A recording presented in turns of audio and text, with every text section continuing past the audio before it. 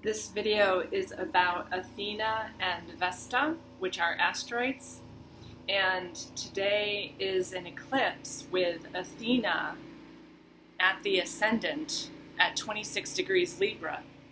And I feel Athena coming so strongly right now because my ascendant is at 29 degrees Libra. So Athena is within a 3-degree orb of the ascendant, which is the most significant place in your chart. And what happens for me, because I am so receptive and I was born with Astro Wizard conjunct my Neptune, I channel planets and asteroids. So I'm feeling it very strong today, even though we're having a huge blizzard here. But the eclipse is happening so that I have my eclipse chart activated, and Athena at the ascendant is making an opposition to Uranus in Aries, which is a very strong revolution today. And we have people in Washington, D.C., here in the United States, marching for women's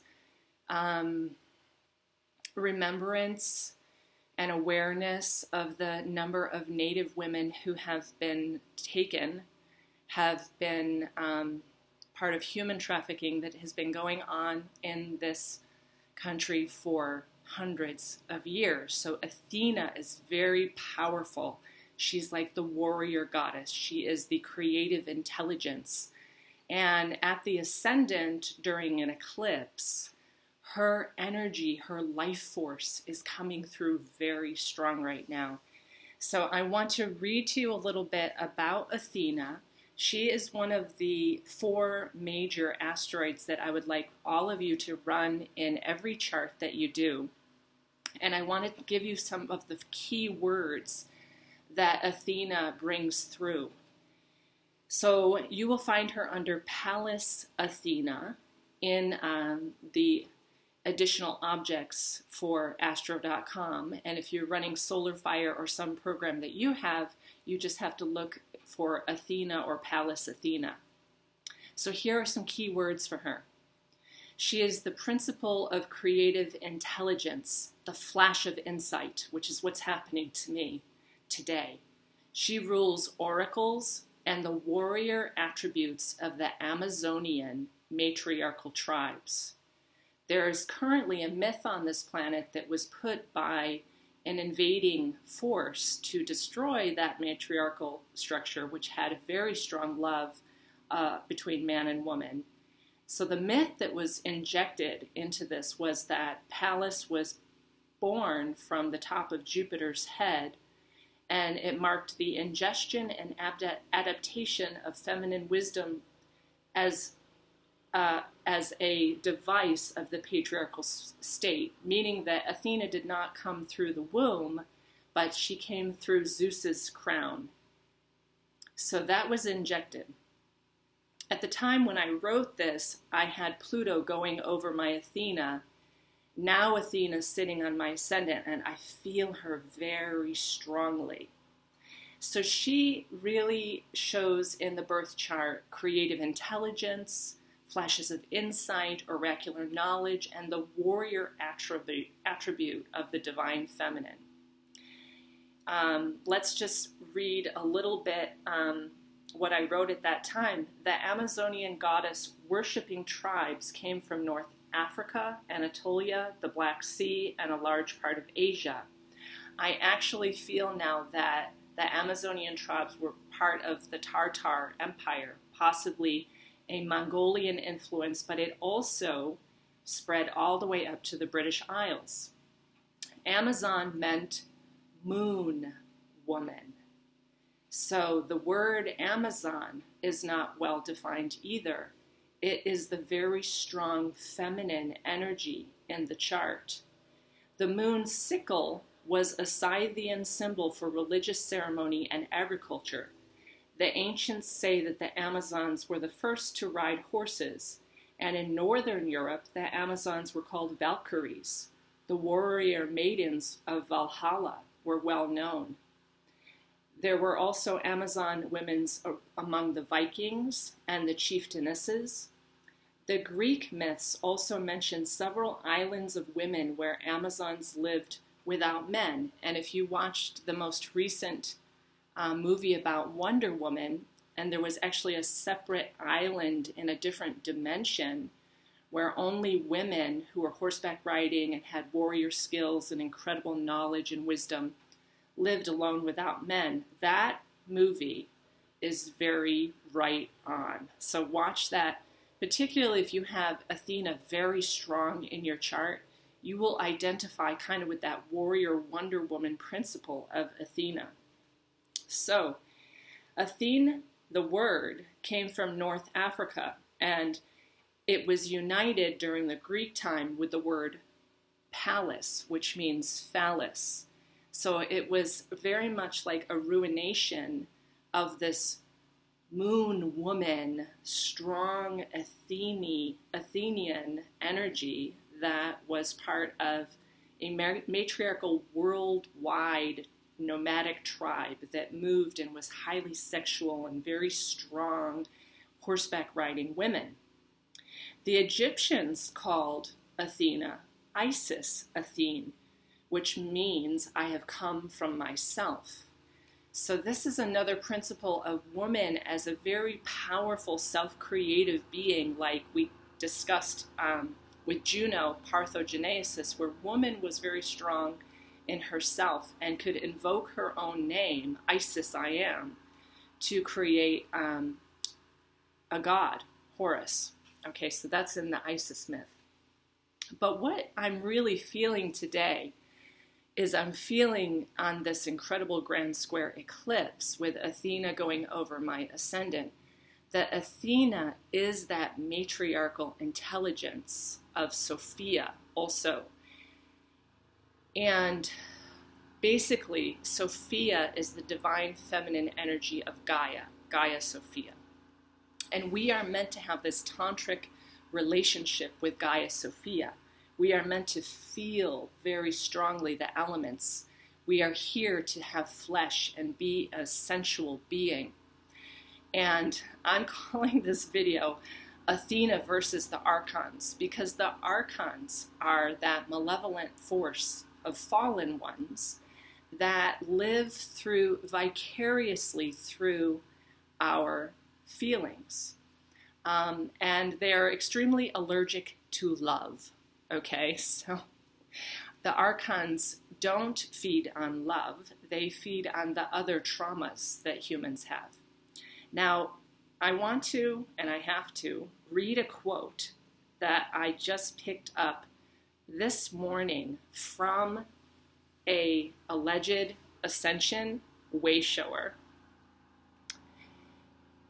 And it is known by the Gnostics that the first channelings that happened on this planet were actually channelings from the Archons. And I would say at this point, probably about 90% of the, quote, ascension wayshowers and channelers are actually just channeling the Archons.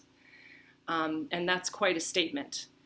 But we have to get through this. And Athena is giving me that Wonder Woman power to really confront this today. So I want to read to you this quote from someone who has been in many ascension conferences, awakening and empowered conferences in Arizona, and has a worldwide clientele. And this is her message. So listen carefully. Feeling empowered.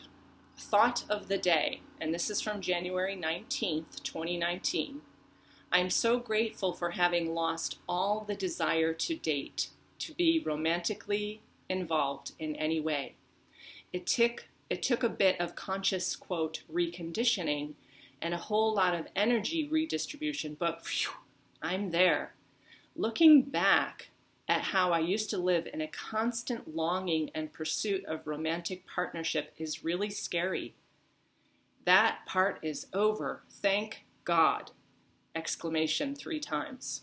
Prayer symbol, an angel emoji. Makes me happy, peaceful, and free. The benefits of age, spiritual wisdom, and also knowing how to train one's mind, body, and energy flow. So this is her quote. And And I do respect her sovereignty and her choice to make statements, so it's very hard for me to even make this video, but I feel Athena coming through me strongly. The way that the Archons have completely controlled humankind is by making this myth that somehow if you're a brahmachari and you've shut down your first and second chakra and you can control your energy and not be romantically involved, that you will be, quote, an avatar. And this person has called herself an avatar. And she says that she has access to all the dimensions. And she is taking clientele worldwide. Now, I have been watching this for about a year on Facebook. Many of these people I have unfriended because I cannot even look at these messages anymore. These are exactly the Archon tricks of making Pallas Athena come out of the crown of the head of Zeus. She has nothing to do with woman's womb. She doesn't ever want to be romantically involved, and that is completely a myth. Okay, and it is the way the Archons control us. So I'm calling this video Athena versus the Archons, and I demand our sovereignty from that malevolent force. I demand that all of us wake up and start to discern that these people are not ascension way showers or avatars, nor should they be at the Awakening Conference in Sedona, and leading thousands of people into this, like, I will not make love with man. Because I can tell you, my friends, that every chart I do, every chart, I do not bring up love life or intimacy. And every chart I do, people want to know how to better their love life. And women are crying to me that they have pain in their womb and they are not able to open up to their partners. Meanwhile, when I do the chart of the partner, and this is highly confidential, the chart of the partner, the man says to me, I have not made love in so many years, and quote, I am just waiting for my partner to die. Like, literally, I have heard that, my friends. The sacred intimacy between man and woman is what we are doing on Gaia. It is the Tantric Sophia that we come here for. In all the other dimensions, you don't have a flesh body to experience an orgasm. And an orgasm is how you truly wake your chakras. People who have seen me at Sexual De-Armoring Workshop know that all of my chakras are awake. And my entire body experiences orgasm right through the crown of my head. My hand go into mudras, and I have to put my hand down into the earth and send that Shakti back down into Gaia, because that is what we are here for. This is a very passionate video because, again, Athena is on my ascendant. So I am feeling strongly that original Amazonian, powerful, creative, oracular knowledge of woman. And I am calling this out. This is archonic intervention. And okay, I'm going to just relax now. You all get my point, though. This is very, like, turning point information on this eclipse. So I'm putting it out there with Athena at the ascendant of the eclipse marker. The other asteroid that I'm going to talk about is Vesta. And Vesta represents your sacred sexuality as a priestess. What takes the claw out of man is the love of a woman. What takes the rage and the anger and the hardness and the impulsiveness out of man is the receptivity and sensuality and beauty and love of a woman. If there is anything that you can do to help this planet shift, it is to heal that core wound that the Archons have given us. Now, not too long ago, there were priestesses on this planet who engaged in the sacred sexuality, totally invoking the goddess embodying her, and letting man experience that incredible nothingness of the feminine void through the womb. Vesta is the asteroid that represents that mythic, sacred heart of the goddess. In the sky, she is actually a piece of volcanic glass, which was the center core of Tiamat. So in the sky, she's very bright. You can see her with your eyes. So she's like the mythic fire of the heart of the goddess. And depending on where she is in your chart, just like depending on where Athena is in your chart, is either what you have to heal, say like a Chiron square to Vesta, or it's what you embody, say Vesta's on your ascendant. So let me read to you a little bit that I've written about Vesta. Vesta is the brightest asteroid and the only one that can be seen with the naked eye. Vesta is made of volcanic rock caused by extremely internal high temperatures that reflect and now what it does is it reflects an enormous amount of sunlight so that we can see her as a star in the sky. It could be said that Vesta was the internal sun of the planet Tiamat that exploded and became our asteroid belt. Vesta is also known as Hestia, where an ancient order of priestesses who guarded the sacred flame and kept the perpetual light for the mystic heart of the goddess burning. During the Christian regimes, pagan temples with these hearth fires that had not been allowed to go out for at least 600 years were closed down, and churches of the suffering Christ Messiah were erected on those sacred Vesta hearth altars. The Vestal virgins were feared as magical and mysterious, and then were reduced to celibate nuns. The sacred flame, which symbolized your internal kundalini and your secret powers of transmutation, was then completely extinguished from the planet. And we all know that there was a period when any woman's kundalini would rise, they would think that there was a snake inside of them. And then an exorcism had to happen. And I've had so many clients with these memories of being stoned to death in the streets, of being hunted, of being hanged, of being drowned for that kundalini rising. So this person is advocating, don't open up your sexuality, don't be romantically involved. To me, that's the Archons speaking through someone who is saying that they're an ascension way shower. And apparently even an avatar. Someone, I mean, you can feel it, folks. I'm very, very upset today. I've just reached my limit with these Archons and their interventions. So, the Vestal priestesses remained unmarried and belonged to no man, which is where the word the virgin came from. The Vestals were not controlled or defined in any way. They sexually gave of themselves to men who came to the temple to honor the goddess and partake of that sacred union.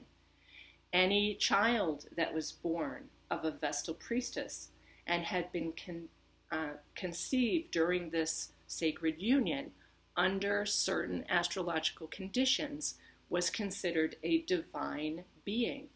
And this gets into how do we conceive at certain times with certain planetary alignments, with certain awareness of the sacred nature of our bodies coming together so that our children come in through these loving, blessed wombs in which the woman is honored as the goddess. So the Vestals then, in these times, transmitted the royal line of descent. Each year at midsummer, a marriage feast of the Oak Queen and the Oak King was arranged, so that nobody knew who lay with whom or who the father was. This was the priestess. Some people refer to this as the time of Avalon. The rite was again repeated at midwinter, when her symbol of the hearth and the living flame of the goddess, the heart, the fertility, the sexual transmutation into divinity. Vesta in the signs describes how we integrate that sexual transmutation into divinity. Where in it in the chart is the part of us that lies with a man and invokes the goddess into our body and partakes in that ancient practice of the mystic heart of the goddess. So please do not sublimate your sexuality. I talk to clients again and again, beautiful clients with Venus on the ascendant, and they just embody love, and they haven't felt a sexual feeling in their body in years because they've closed it down and suppressed it, and like the person who posted that today, have called it spiritual enlightenment. In fact, my friends, it's the opposite of that. So please look in your chart. Where is Athena, where you are this warrior goddess ready to take action and bring the oracular knowledge of the matriarchy through your divine body? Where is Vesta in your chart, where you act as a priestess to bring in the mystic heart of the goddess? If it's at your ascendant, that's your very life breath. Don't deny it. Okay? See how it's aspected in the chart. What sign is it in? What house is it in? Maybe Vesta's in your 4th house. When you're in your own home, you keep a sacred fire, like my wood stove going. So my loves, I'll end that video today, and many blessings on your Vesta and Athena.